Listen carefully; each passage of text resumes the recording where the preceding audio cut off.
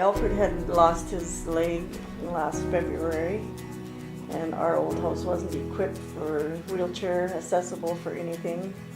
And we didn't have a bathroom that we could even fit him in with a wheelchair. So we definitely had to do some remodeling.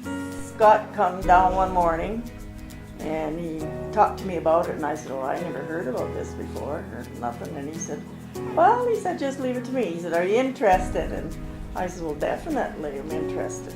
Then he had my hopes all up, and then he comes and tells me a few days later that, well, I have to be chosen.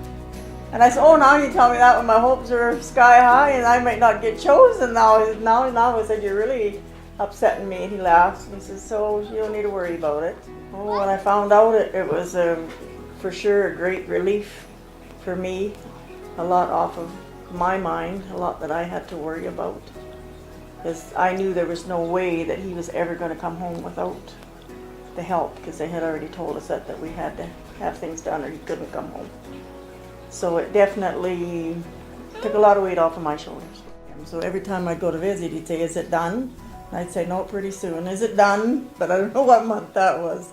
When I found out, I guess, to me it was more, I guess you're just in shock because you don't think it's a reality at first, because first off, I had never heard of the process either until Mom had even mentioned it to me, because I guess you just don't think of these things until it happens, and then when it happens it's more of a shock, and then I was like, "Mom, it's just such a blessing that there's actually these organizations out there yet that are willing to help," and then that the neighbors are, years ago that's what everybody did, the neighbors and friends and family got together and helped, and you don't hear of that so much anymore now, and people just don't do it because they don't know how to do it so much anymore, or how to get together to do it, so that availability is still there. It's just such a wonderful thing in this world, in this time now. Life Sensor Project for us it's quiet, it's very quiet now, but I said we enjoyed having you all here all the time. It got to where we were used to use just popping in and out, and all of a sudden nobody was coming, everybody was gone. This is done.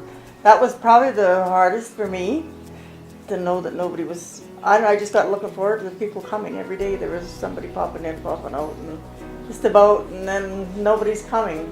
And as far as taking care of Alfred, it has done us wonders, like made things so much easier for us.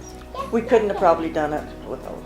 Well, especially the bathroom, because before there was no way we could get into the other bathroom with the wheelchair and everything. So this one, we have a bathroom now that's accessible for Dad, right? Yes. So, and having the people around, like Chase too, he just loves all the kids and the people and everybody that has come. It's just kind of not just come and work, you know what I mean? You got friendships and people that you'll see on the street, and you're going to know them forever. You're not going to just know them and wave and say hi and walk past them. You're going to stop and talk to them. I would say for sure it's a good project to get involved with, because they do so much for a lot of people, and there's a lot of people that couldn't do it on their own, and with the help of all of you guys it gets done, and we can have our loved one back at home.